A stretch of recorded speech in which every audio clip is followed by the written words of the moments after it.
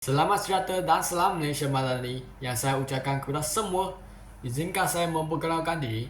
Nama saya ialah Teh Wilson dan saya merupakan pelajar tingkatan 4 yang bersekolah di SMJK Samping Terintan di Negeri Perak. Kod sekolah saya ialah AEB 5170. Pernahkah anda terfikir bagaimana kita boleh membantu menyelamatkan alam sekitar?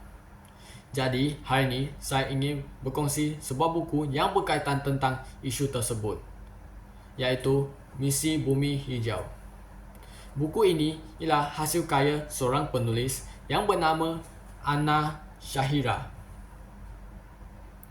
Penerbit buku ini ialah PTS Comic and Sendian Berhad. Buku ini mengandungi sebanyak 107 muka surat dan dijual dengan harga RM14. Buku ini menceritakan tentang usaha sekumpulan remaja yang prihatin terhadap masalah alam sekitar seperti pencemaran dan kekurangan kawasan hijau.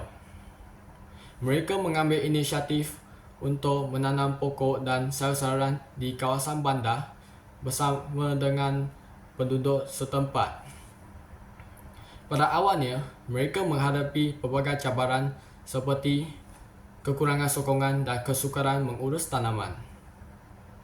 Namun, dengan semangat kerjasama, usaha mereka berjaya.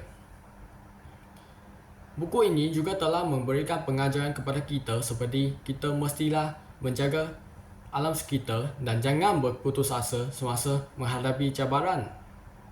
Itu sahaja perkongsian saya. Sekian, terima kasih.